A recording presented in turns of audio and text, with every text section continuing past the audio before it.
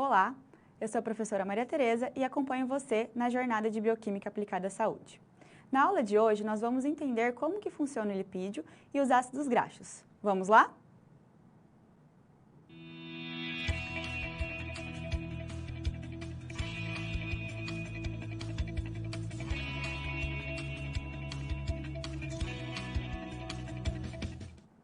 Os lipídios são as macromoléculas fundamentais para a nossa saúde.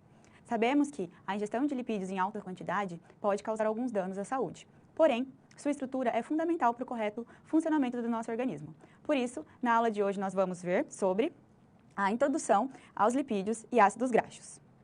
Bom, para iniciarmos, nós precisamos saber quais são as propriedades gerais dos lipídios e ácidos graxos. Então, quando falamos dessa molécula, ela é uma biomolécula orgânica que é essencial para os organismos vivos.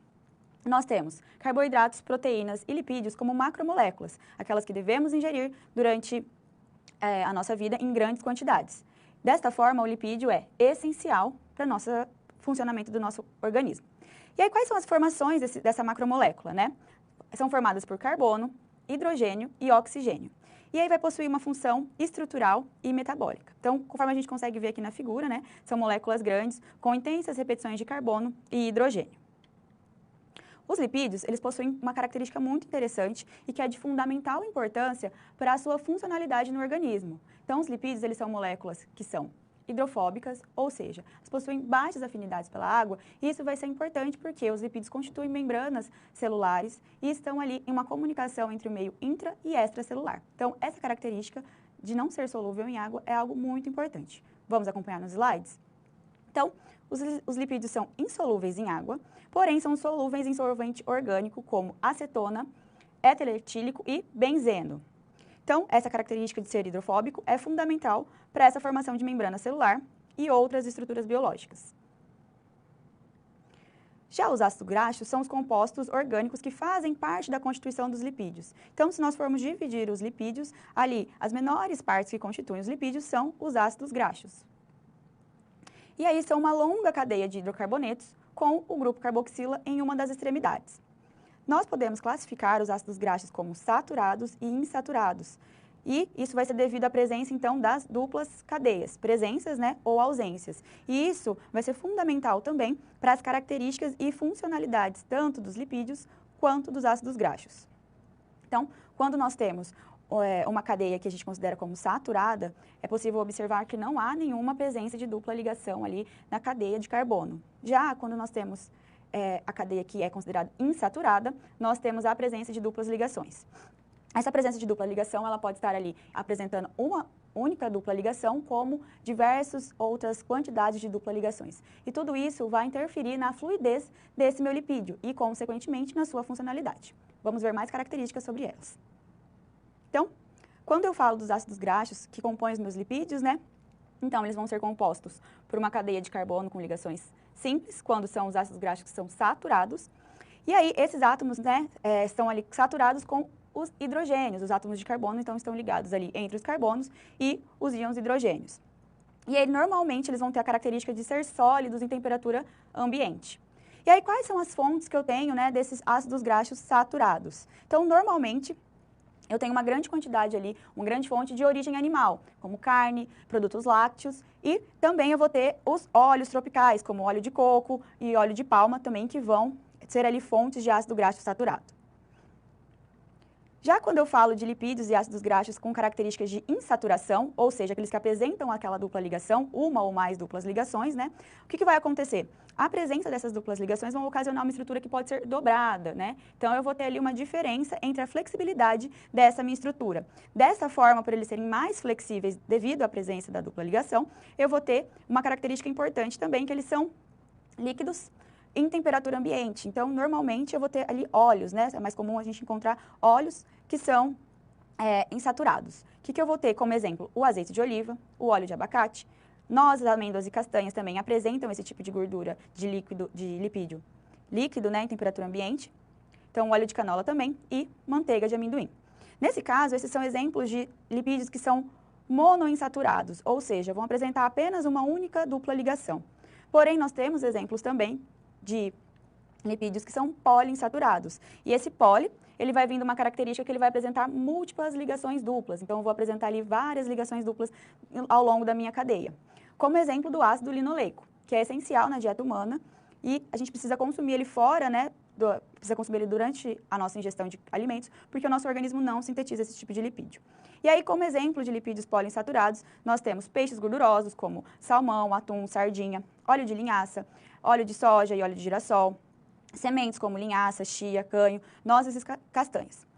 Esses ácidos graxos poliinsaturados, eles são consideráveis essenciais, né, para a gente estar consumindo e, em muitos casos, há necessidade de estar suplementando, porque nós temos exemplos de ômega 3, ômega 6, que são fundamentais ali para um bom funcionamento do nosso organismo. Então, são óleos que são considerados saudáveis e necessários, né, para o nosso corpo de maneira geral.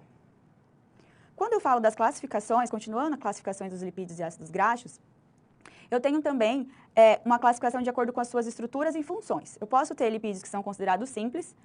No caso, eu só vou ter a formação ali de ácidos graxos e álcool em suas estruturas, sem a presença de outros grupos químicos. E aí, como exemplo, eu vou ter os triglicerídeos, como mostra a figura aqui, né? Que são as principais formas de armazenamento de energia no organismo. Então, a gente precisa armazenar, né, esses óleos, esses lipídios no nosso corpo. E aí, uma das formas é pelo triglicérides. E nós normalmente armazenamos essas gorduras nas células conhecidas como adipócitos. E aí, quando o corpo precisa, ele consegue acessar esses lipídios para a produção energética. Uma outra classificação que nós temos, de acordo com a estrutura e função dos lipídios, são os lipídios que são considerados compostos. E por que eles são compostos? Porque além dos ácidos graxos e álcool, ele também vai possuir ali outros grupos químicos. Um exemplo são os fosfolipídios. Os fosfolipídios são lipídios que também são muito importantes. Eles compõem ali a bicamada fosfolipídica das nossas células e são importantes meios ali de regular a entrada e a saída de substâncias na nossa célula. Então, essa característica, né, de ter esse fosfolipídio ali, possibilita que ele faça uma regulação de uma forma muito mais eficiente e muito mais controlada do que entra e do que sai da nossa célula. E também temos outros tipos de lipídios que são os derivados lipídicos. Nesse caso, a gente tem uma substância que é muito importante, né? Como eles são considerados derivados, eles sofrem um processo de hidrólise dos lipídios. E a gente tem como nessa classe os esteroides. Os esteroides são moléculas bem complexas, com diversas funções regulatórias do nosso corpo. Nós temos esteroides que são ali hormonais, temos esteroides que são sintéticos e é possível utilizar ali para um ganho de massa também. Então, todos são considerados derivados lipídicos classificados como esteroides. Então, nós temos também, né, que a presença de ligações duplas na cadeia de carbono são os principais determinantes para a classificação dos ácidos graxos. E nós temos as classificações de saturados, aqueles que não possuem ligações duplas, sendo linearmente estruturados, como o ácido palmítico, por exemplo, que nós precisamos, né, consumir durante a nossa dieta.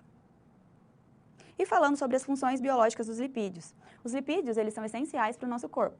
A gente tem diversas funções em que eles estão inseridos, desde a constituição de hormônios, de uma proteção térmica, uma proteção dos nossos órgãos. Então, os lipídios são fundamentais para a nossa saúde e para o correto funcionamento do nosso organismo.